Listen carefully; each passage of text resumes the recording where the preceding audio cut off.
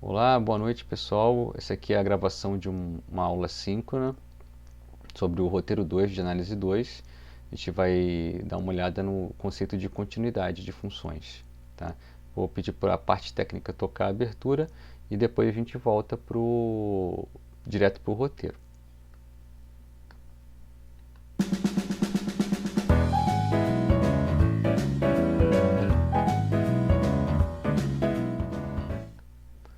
É isso aí, estamos aqui no roteiro. Então vamos lá, como a gente começa já com carga total, funções contínuas. Então já começa com a definição aqui, ó. Né? Uma função a gente vai falar que ela é contínua num ponto P, tá? Se a cada epsilon maior que zero dado, né, a gente vai poder encontrar um delta de forma que f de x menos f de p fica menor que epsilon, sempre que o x está em x e ele está próximo do p, a menos de delta. Tá? É uma definição parecida com a de limite. Né? Tanto é que a gente vai reparafrasear ela no formato de limite.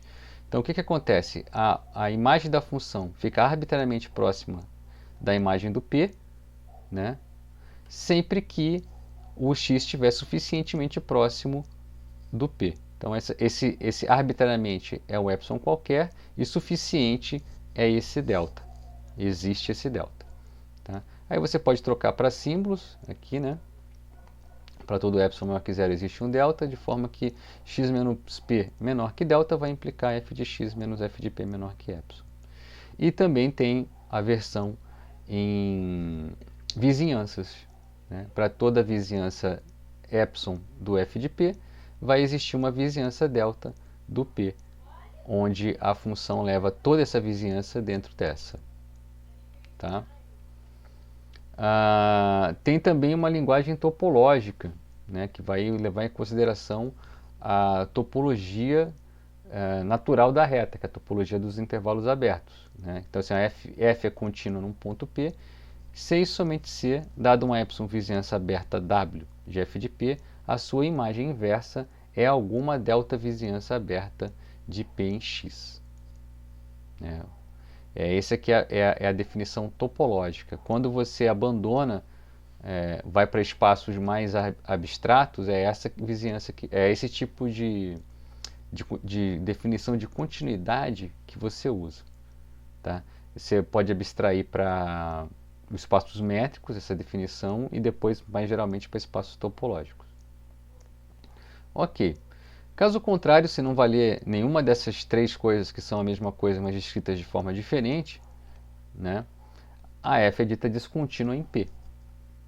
Né? Então, a continuidade é uma definição local, né? Se define num ponto P.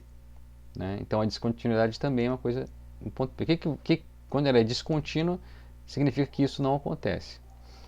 E se ela é contínua em cada ponto P de x, então a gente vai dizer que ela é contínua no conjunto. Então, o que é ser contínua no conjunto? É ser contínua em cada ponto. Tá? Algumas observações que a gente vai fazer aqui é o seguinte. Ao contrário do que ocorre com o processo de limite, né, o P, né, o P tem que estar no domínio. Tá? Ela tem que estar definida no ponto P. Em vista disso, a gente abandona essa parte aqui. Ó. A gente abandona a exigência do x não poder ser igual a P. Tá? A gente abandona essa exigência aqui. Ok. E aí, no caso do P sendo um ponto de acumulação, né, se ele for um ponto de acumulação, então a f é contínua em P, se e somente se o limite de f de x quando x tende a P é igual a f de P. Né? Agora, aqui eu só faço exigência de ser um ponto de acumulação porque no processo de limite eu tenho que considerar isso aqui, ó, que eu descartei, tá vendo? Tá? Mas aqui, pronto. Mas se eu permitir no processo de limite que o x seja igual a p, né? eu posso aumentar a abrangência dessa definição. Mas está valendo isso aqui. Deixa eu dar uma olhada aqui se tem mais gente querendo entrar. Não, beleza. Deixa eu salvar aqui, senão esse negócio fecha e eu perco tudo. Ok, então tá aí. Né? No caso do ponto ser um ponto de acumulação, a gente vai ter uma caracterização por limite da continuidade. Tá? E aqui tá, se P for um ponto isolado, né? Então o que acontece aqui, ó, quando é um ponto isolado é que tem uma vizinhança, que ele é a vizinhança, né? A vizinhança de raio delta do P é só o P. Então a continuidade num ponto isolado é trivial, sempre vai ser verdade, porque a vizinhança vai se reduzir ao próprio ponto. Então o que ele está falando aqui, ó, se x é um conjunto discreto, então toda função é contínua. Tá? Vamos ver um exemplo aqui, ó. Ok. Função de R em R, 0 se x for racional e 1 se for irracional.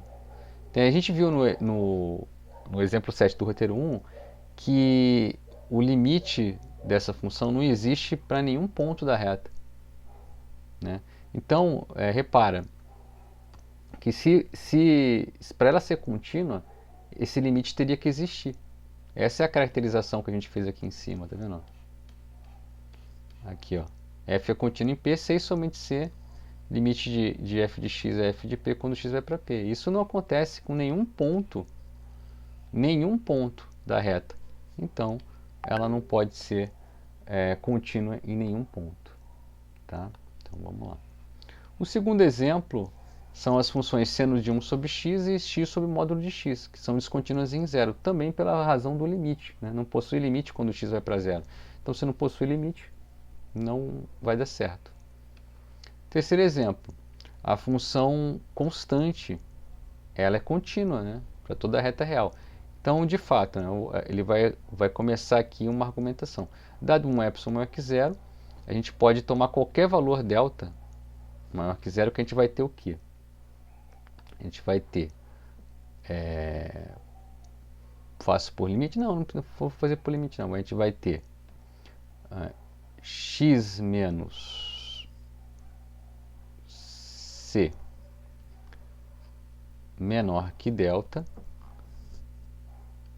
vai implicar f de x menos f de c, que é igual a c menos o c, isso aqui é zero, e é sempre menor que epsilon para todo epsilon.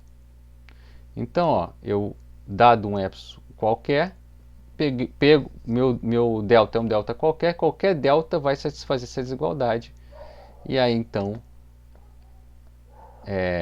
f é contínua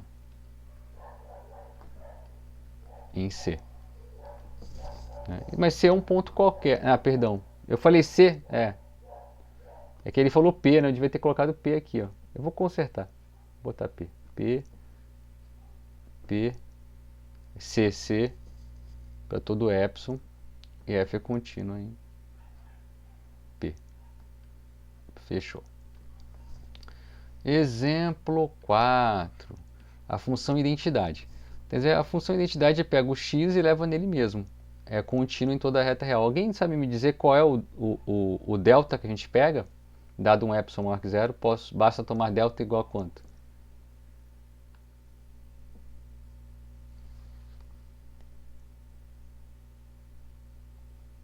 Olha, ninguém vai falar nada. Só faltou passando por você do cri-cri. Qual que é? Não, calma aí. Quando a gente fizer x menos p, implica que f de x menos f de p. Ué, Tá não vai bom. ficar um igual ao outro? Não Deixa vai eu ficar um fazer igual ao outro? então. Faz aí, vai ficar um igual ao outro, não vai não? Um igual ao outro, pô. Basta tomar o delta igual a epsilon, pô. Ai, Gabriel. Não devia mais rodar 0,1. Só ah, porque não me deixou no vácuo. E aí, qual é a argumentação? Aí é o seguinte, ó. Então, ó, o x menos o p... Ih, meu telefone tá tocando aqui. Deixa eu só desligar o bichão aqui. Já foi. Aí o x menos p menor que delta vai implicar o quê? Vai implicar que o f de x... Deixa eu só botar uma letrinha melhorzinha. Que o f de x menos o f de p, que é igual... Né, f de x é o próprio x, que não, na verdade nem é f, é i, mas tá bom, vai ficar como f. É o próprio x, e o f de p é o próprio p, né? Isso aqui é menor que delta, que é igual a epsilon. Então, o f de x menos f de p é menor que o epsilon. Então, f de x menos o f de p é menor que o epsilon. Isso quer dizer que f é contínua em P. E aí fechou. Aí aqui, ó, a função quadrática f de x, que leva x em x ao quadrado é contínua em toda a reta real. Mas a gente vai fazer só o caso da continuidade em x igual a zero. Tá? Então vamos lá. Como é que eu provo que a função quadrática é contínua no zero? Então, pegar um epsilon qualquer, eu tenho que arrumar um delta que funciona. Né? Qual é esse delta? 4, 3, 2, 1. Eu que vou ganhar 0,1. Esse delta é o raiz de epsilon.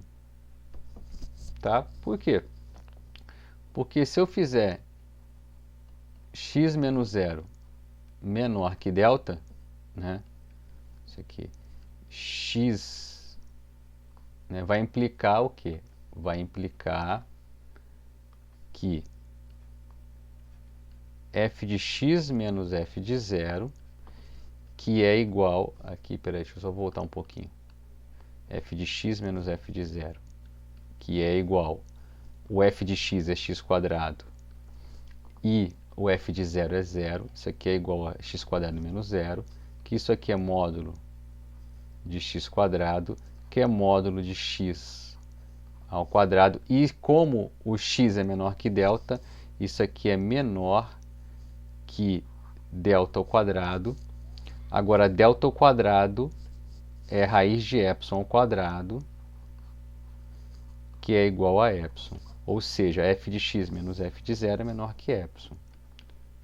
Ou seja, né, é isso, é f de x menos f de 0 é menor que epsilon. Isso aqui significa que f é contínua em x igual a 0. Fechou, tá? É a mesma ideia que limite, mais ou menos, tá bom? Né? Você, dado um epsilon, escolhe um delta que vai fazer a definição funcionar.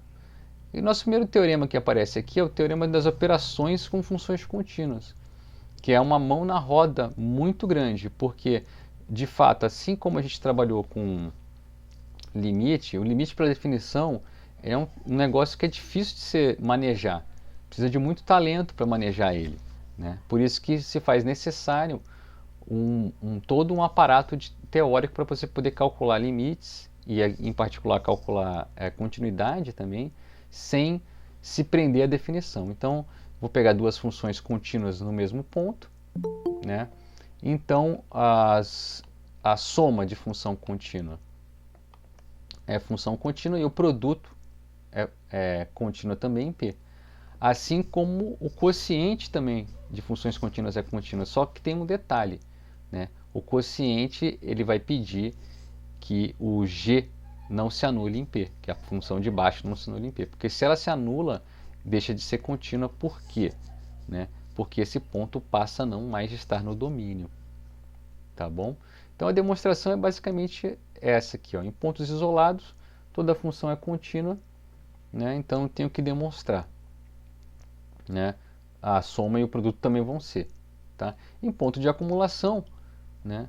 A gente vai fazer a ideia, vai transportar o conceito para o conceito de sequência. Vai jogar a responsabilidade na sequência. Né? Da observação 1b e das operações com limites, a gente vai ter o resultado. Né? Porque aí vai ser ponto de acumulação. E aí, ponto de acumulação, você usa a caracterização por limite. né? E limite da soma é a soma dos limites, limite do produto é o produto dos limites, e limite do quociente é o quociente dos limites quando o cara de baixo não vai para zero. Tá? Então é assim que a gente prova esse teorema. Exemplo 6. Funções polinomiais e funções racionais, a menos, né, de onde o denominador se anula, são contínuas em toda a reta real. É a consequência, né, desse teorema 1 aqui. Né? Então, vamos só ler aqui qual é a argumentação. Né? Em decorrência dos exemplos 3 e 4, né, e do resultado acima, as funções do tipo constante, né, vezes x vão ser contínuas, porque é o produto de duas funções contínuas. Né? E também vão ser contínuas todas as somas finitas de funções desse tipo. Né? Ou seja, todo polinômio vai ser contínuo, porque é uma soma de funções contínuas. Tá? Aqui eu estou usando aqui o teorema 1 n vezes associado à função constante a n. Então esse aqui é contínuo, esse também vai ser, todos vão ser, e a soma vão ser também. Tá? Também são contínuos os quocientes de polinômios, né, chamados funções racionais. Eu posso quocientar porque o quociente de funções contínuas é contínuo. Tá? Agora, onde o denominador se anula, né, deixa de ser um ponto do domínio da função racional. Então eu não posso nem analisar a continuidade ali. Tá? E um teorema importante também é que a composta de funções preserva a continuidade. Tá? Então aqui o teorema 2 é composta de funções contínuas, é contínuo. Então o que eu tenho aqui? Ó? Vamos fazer esse teorema 2 aí. O que eu tenho aqui? Eu tenho uma função, né, de x em R, uma f, e tem uma função que vai, né, aqui, ó, vai de f de x, da imagem, até um y, até um r também, né? Até um r, aqui, até um r. Um r, tá? Aqui, então, o meu p, ele é elevado num f de p, e esse f de p é elevado num g de f de p, tá? Então o teorema fala que se f é contínuo em P e g é contínuo em f de P, então a composta g bola f, né, é contínua em P. Então a demonstração desse resultado é simplesmente você usar a continuidade duas vezes. Então eu vou fazer o seguinte, ó. Eu vou apagar essa flechinha aqui e vou ficar com esse desenho aqui, mas eu vou fazer a minha argumentação aqui embaixo. Então eu vou fazer o seguinte, ó. Depois eu ver qual delta que eu vou precisar aqui. Ó. A ideia é essa. Né? G é contínua. Então aqui, ó, G é contínua em a f de P. Então o que significa? Significa que dado epsilon maior que zero, existe um lambda maior que zero, tal que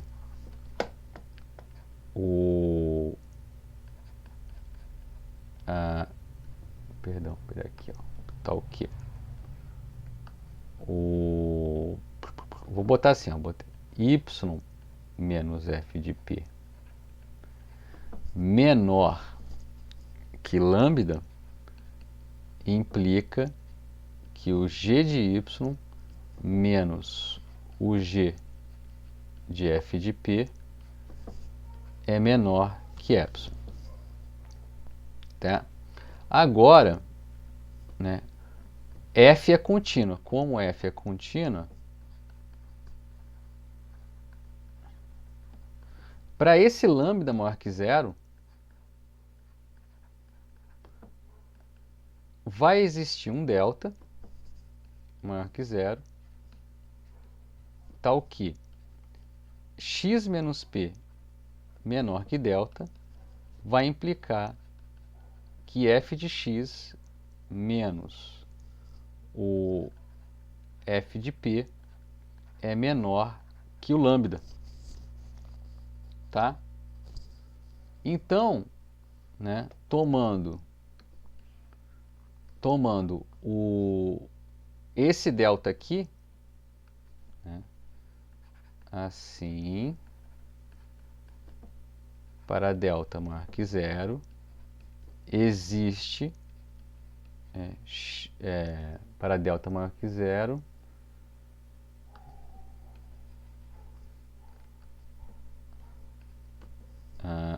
x menos delta, x menos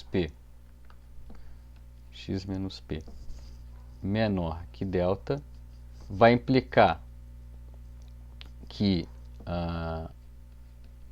f de x menos f de p é menor que lambda, e isso implica que se o f de x dista menos de lambda de f de p, isso vai implicar que o g do f de x menos o g do f de p é menor que epsilon, que é o que está dizendo aqui em cima, né? Isso vai implicar que g bola f de x menos g bola f de p é menor que epsilon. Isso aqui implica então que g bola f é contínua em p. Então está aqui a demonstração da continuidade da composta. Então, ou seja, você vai usar a continuidade em g, depois em f, e aí vai conseguir argumentar a continuidade da composta. Ok. Agora vamos para a continuidade em linguagem topológica. Esse é bem legal, tá? E bem importante, né? Uma função f de x em R, ela é contínua em x. E repara que essa é uma afirmação em todo x. Se e somente se, né, a imagem inversa de um aberto f(-1) de w é um aberto em x sempre que o w for aberto. Ou seja, imagens inversas de aberto são abertos. Essa é uma propriedade, né, que caracteriza a continuidade em espaços mais gerais, né, métricos e topológicos. Tá? Então a demonstração é o seguinte, a ida. Né? Então a ida, a hipótese é que ela é contínua. Tá? Então o que eu tenho que mostrar? A hipótese é que ela é contínua e eu tenho que mostrar que imagem inversa de aberto é aberta. Então eu tenho que mostrar que f(-1) de w, tá, é aberto. Tá bom? Então vou pegar um ponto aqui em f(-1) de w. Então seja, né, vou pegar x, então seja x, não, vou pegar p, seja p pertencente à imagem inversa de w. Isso significa que o f de p pertence a w. Imagem inversa é isso, são os pontos, tá, que são levados por f nesse conjunto. Tá? Agora, a minha hipótese é que ela é contínua. Tá ok? Isso significa, né, o seguinte, né? Bom, duas coisas. Né? Primeira coisa, fp está em w, que é aberto. Tá? Isso aqui significa que existe um delta maior que zero, tal que f de p pertence à vizinhança de raio epsilon dele mesmo, né? De f de p. Mas ficou ruim. Espera aí, vou tentar, vou fazer um outro. Mas vai ser a mesma coisa. Que significa... Ah, tá. Entendi. Não, tá certo. Significa que existe um epsilon tal que a vizinhança de raio epsilon centrada em f de p está inteiramente contida em w. É isso que ele ser aberto. Tá? Agora, por hipótese, a f é contínua. Como ela é contínua, então existe um delta maior que zero, tal que todo x pertencente a v delta p vai ser levado em f de x pertencente a v epsilon f de p. Deixa eu fazer uma letra de professor, que essa aqui tá uma bagunça total. Isso. Tá? Essa é a definição, a caracterização por vizinhança. Né? Se você está em dúvida, volta lá no roteiro ou volta um pouco no vídeo e vê que de fato é isso. Né? Para todo epsilon maior que zero, existe um delta nisso aqui. Tá? Eu estou usando esse epsilon que caracteriza o WC aberto. Tá? Agora, falta só mostrar uma coisinha. Né? Eu só preciso mostrar que essa vizinhança aqui tá inteiramente contida em f(-1) de W. Tá? Eu só preciso mostrar que f de VP, né, que f de VP está contido em W. Tá? Como que a gente vai fazer isso? Vou baixar um pouquinho. Peraí, aqui, ó. Né? Se... Né? Então eu vou botar ali embaixo. Eu só preciso argumentar isso aqui. Não preciso nem demonstrar que isso aqui já está escrito aqui em cima, na verdade. Mas vamos lá. Ok. Se x pertence a v delta de p, implica que o f de x pertence a v epsilon de f de p. Isso aqui significa, né, que o x pertence à imagem inversa, e aí esse aqui está contido em W. Né? Significa que o f significa exatamente que o x pertence à imagem inversa do f de W. Ou seja, v delta de p está inteiramente contida na imagem inversa de W. E daqui segue que a imagem inversa de W é aberto. Por quê? Porque todo ponto, tá?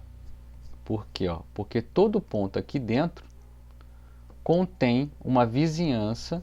Repara que V delta P é uma vizinhança de P inteiramente contida nesse conjunto. Tá? Então aqui a ida acabou.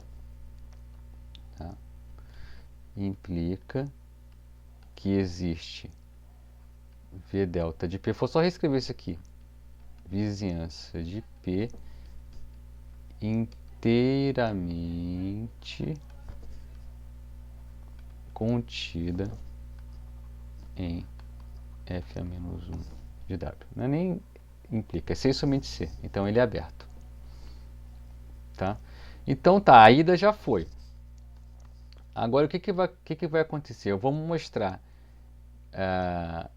que então, né, a nossa hipótese é essa aqui. Ó. A hipótese é que hipótese. O meu W está cada vez mais medonho. Vou fazer mais bonitinho. W contido em R aberto implica que f(-1) de W é aberto. Então eu quero mostrar, o que eu quero mostrar? Eu quero mostrar que ela é contínua em P. Né? Eu quero mostrar que dado um epsilon maior que zero, existe um delta maior que zero, tal que, né, tipo assim, vou usar a caracterização por vizinhança que fica mais fácil de enxergar, né, tal que x pertence a v delta de p implica f de x pertence a v epsilon de f de p. Deixa eu ver se está saindo no vídeo isso aqui. Tá no limite, mas está saindo no vídeo. Tá? Então isso que eu tenho que demonstrar. Tá? Ok. Então, vou pegar um P em x. Então isso aqui implica que o f de p é um número real. Até aí tudo bem, né? E dado um epsilon maior que zero, a gente tem o seguinte, a gente tem que a vizinhança de raio epsilon de f de p é aberta. Quer dizer, a vizinhança é um aberto, tá? Isso significa que f a menos 1 desta vizinhança, né, para minha hipótese de f de p, tá, é um aberto, tá? Como o p trivialmente pertence à imagem inversa de v epsilon de f de p, então ele é um ponto de um conjunto aberto, significa que existe uma vizinhançazinha, existe um delta maior que zero, tal que a vizinhança de raio delta de P está inteiramente contida nesse aberto aqui, no f a menos 1 de v epsilon de f de P. F de P, aqui tem mais um, tá?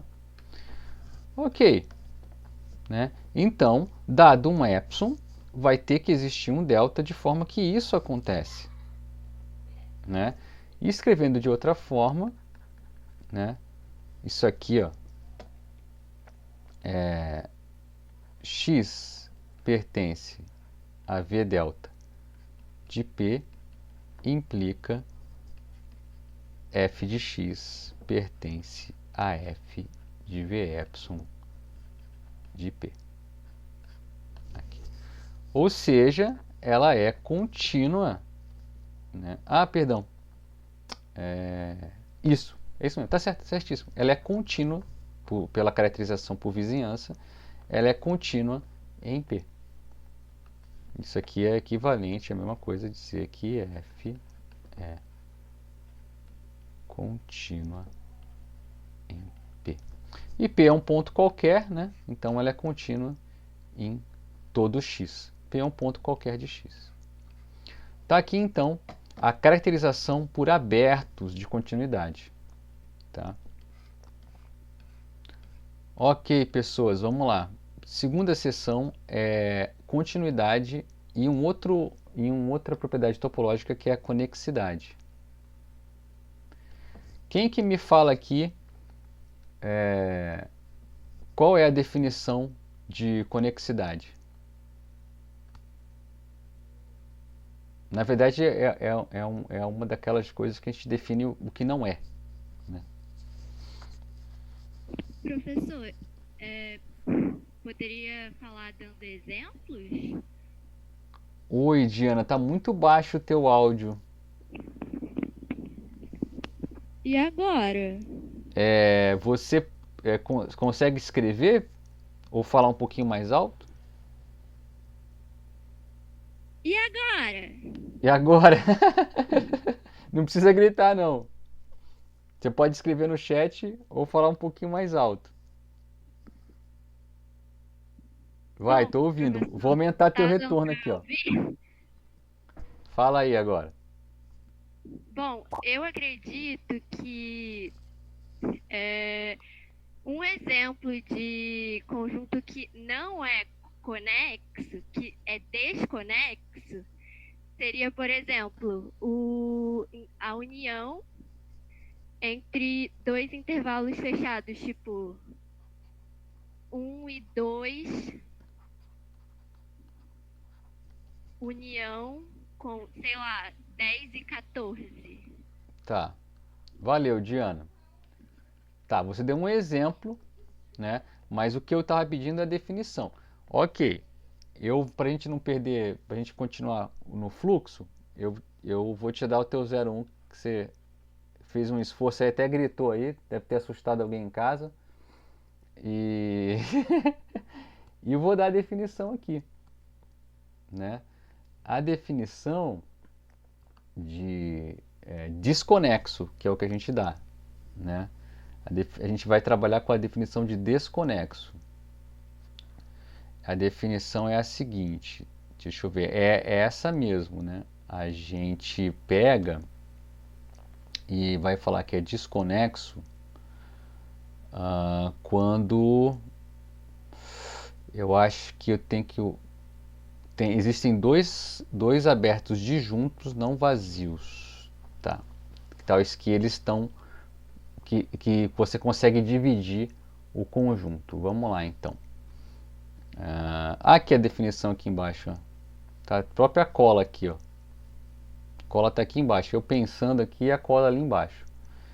Tá, o que é um conjunto conexo, né? A definição é a seguinte. Aqui, peraí. Peraí que eu fiz uma bobagem aqui, eu preciso voltar aqui pro programa aqui. Aqui. Tá. X é desconexo quando existem A e B abertos, né? A inter B vazio com X contido em A união B. Aí vamos ver o exemplo da Diana. O exemplo da Diana é legal, porque ó, por que esse conjunto aqui ele é desconexo? Né? Eu posso pegar aqui o intervalo 0,3, contém esse aqui, tá vendo? E aqui posso pegar o intervalo 9,15 aberto. Dois intervalos abertos, tá? Obviamente disjuntos, nenhum ponto do 0,3 está no intervalo 9,15, né? E o teu conjunto X está contido na união desses dois. Quer dizer, ele é desconexo quando eu consigo quebrar ele, né, em duas partes que cabem em abertos. Então aqui que é desconexo. Então essa é a definição de desconexo. Um conjunto é conexo quando ele é não desconexo. Então conexo é não desconexo. Ou seja, eu não consigo quebrar o bichão dessa forma, né? E vamos para um teorema importante, né, para a gente, que é o seguinte: função contínua, né, ela vai levar conjunto conexo em conjunto conexo, tá? Então, como é mais fácil trabalhar com desconexo, né, a gente vai provar a contrapositiva, né? Qual é a contrapositiva? Se f de x for desconexo, né, o x tem que ser desconexo. Tá? Aqui eu tenho um teorema P implica Q, a contrapositiva é não Q implica não P. Ok, vamos supor por um momento que f de x seja desconexo. Então vai existir dois abertos disjuntos não vazios em que o f de x se encontra lá, né? Agora, como f é contínua,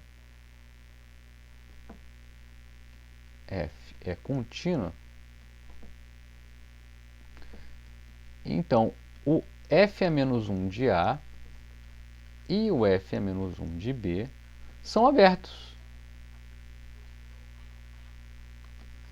O que me garante isso, né? Acabei de provar o teorema, tá? É esse teorema aqui 3. Eu nem botei o encerramento do teorema, tá uma bonitão. Então, do teorema 3, eu tenho que são abertos. É o teu 3. Até o 3 aqui. Tá? Agora, observa o seguinte, eles são abertos, né? Note que o x ele está contido em f a menos 1 de A união f a menos 1 de B, pois todo x em x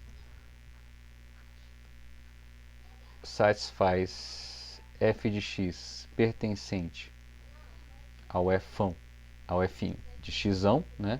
Esse aqui está contido em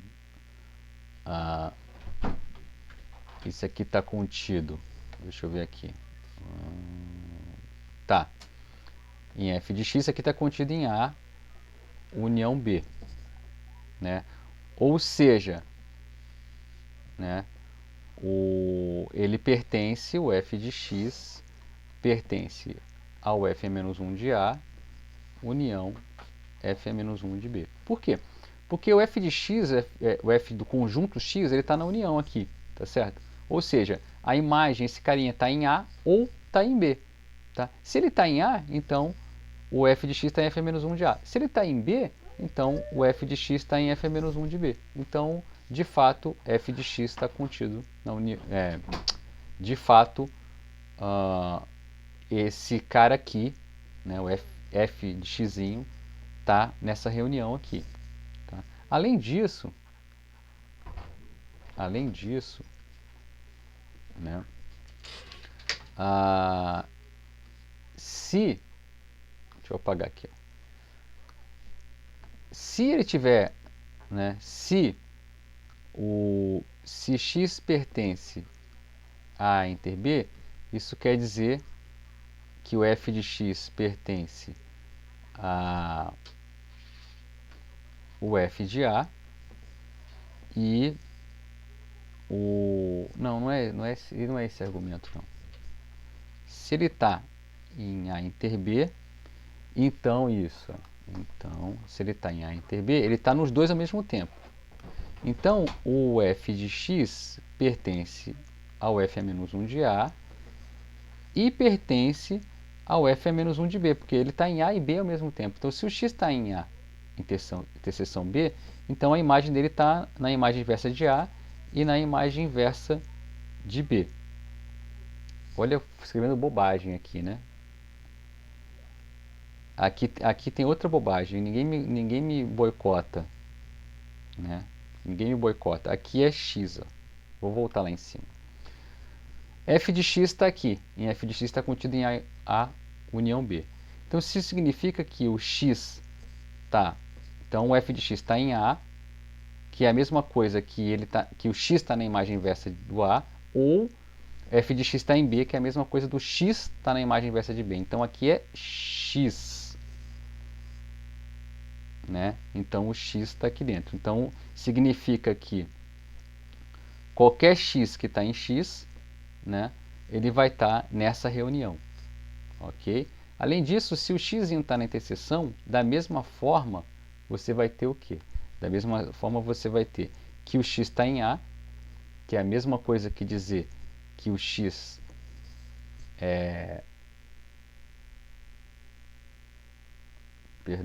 que o f de x está em A, então o f de x está em f de A, que é a mesma coisa que dizer que o x está na imagem inversa de A, e ao mesmo tempo ele está em B, ou seja, a imagem f de x está em f de B, que é a mesma coisa dizer que o x está em f-1 de B. Agora, isso aqui é vazio, porque são abertos disjuntos. Né? Tá aqui, ó, disjuntos não vazios. Tá? Isso significa, ok, que A inter B é vazio, não pode ter ninguém. Ou seja, eu consegui construir dois conjuntos abertos disjuntos que contêm o x. Isso quer dizer que o x é desconexo. Tá? Sendo desconexo, né, eu acabei de provar a contrapositiva do resultado. Quer dizer, função contínua, né, como é que é? Imagem desconexa de função contínua vem de desconexo. Então, o teorema é função contínua leva conexo em conexo, que é a contrapositiva. Ok. Vamos embora. Pergunta 1. Alguém sabe me dizer aí qual é a caracterização de todos os conjuntos conexos da reta? Professor, eu acho que eu sei. Fala, minha querida. Fala. Não tenha vergonha de ser feliz. Bom, seria um subconjunto E da reta real R1 é conexo C e somente C. Existe um X que pertence ao E e um Y que pertence ao E, tal que X menor do que Z, que é menor do que Y, então Z também pertence ao E? Peraí. Tá. Isso aí é uma propriedade que tem que fazer, tem que satisfazer, isso mesmo. Mas assim, o que que essa propriedade que você acabou de me falar, quem está falando é a Diana de novo ou não? Quem é que está falando que eu não vi quem estava falando? Quem falou agora? Alô? Quem falou agora? Quem falou? Quem falou? É Diana, professor. Diana, obrigado. Diana, você falou uma coisa que é verdade, mas ainda não é a caracterização de todos os conjuntos. Você falou uma propriedade fundamental. O que a Diana falou é que sempre que x e y, né, x e y pertencem a um conexo E, significa que todo z entre x e y vai pertencer vai pertencer vai pertencer a E também. Porque senão, se todos os intermediários... Eu vou fazer um desenho que acho que foi melhor. Então eu tenho x e y que estão num conexo E. Isso significa que todo ponto intermediário... Então vou botar aqui para a Diana também. Isso significa que todo ponto intermediário tem que estar também em E. Porque se eu não tivesse um camarada aqui, eu poderia fazer um aberto aqui e um aberto aqui, e seriam abertos não vazios disjuntos, né, colocando o E como desconexo. Né? Mas que tipo de conjunto que sempre que eu tenho dois pontos eu tenho todo o miolo dele? Que tipo de conjunto que tem essa característica? Alguém sabe me dizer?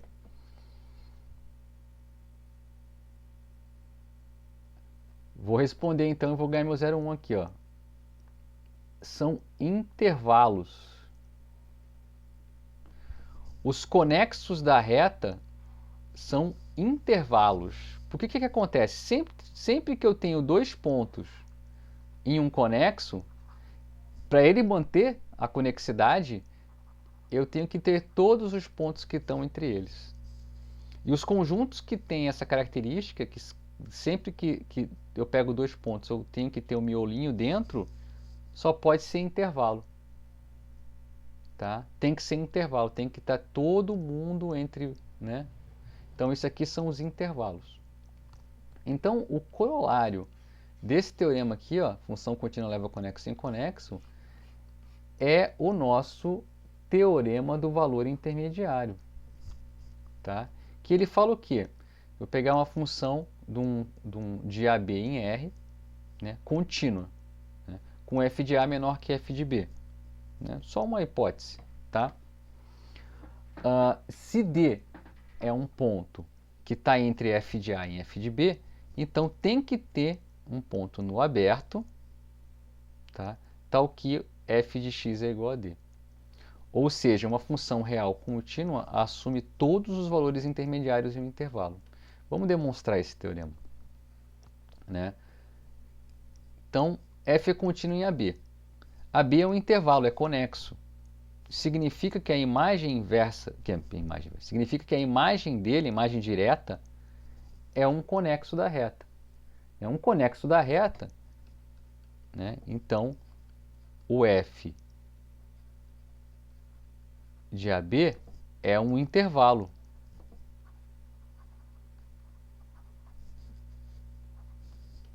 Tá? Então, se D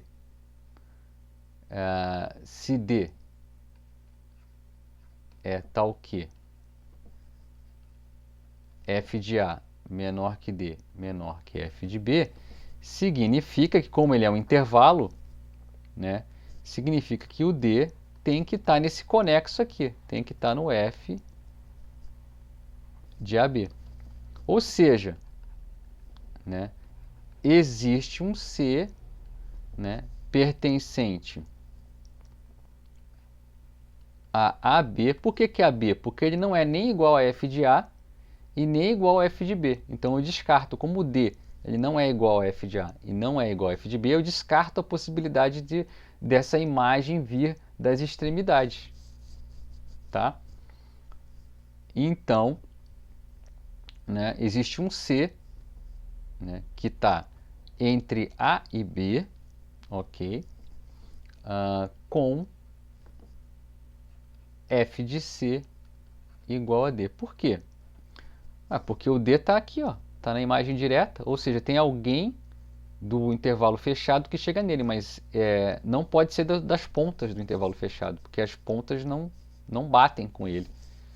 E aí acabou o teorema do valor intermediário, que é um importantíssimo teorema, né? E aqui o que eu queria chamar a atenção é que ele reside pesadamente, né, numa condição, quer dizer, topológica, né, numa condição de conexidade, né? O segredo do teorema do valor intermediário é a conexidade e a continuidade trabalhando juntas. Tá?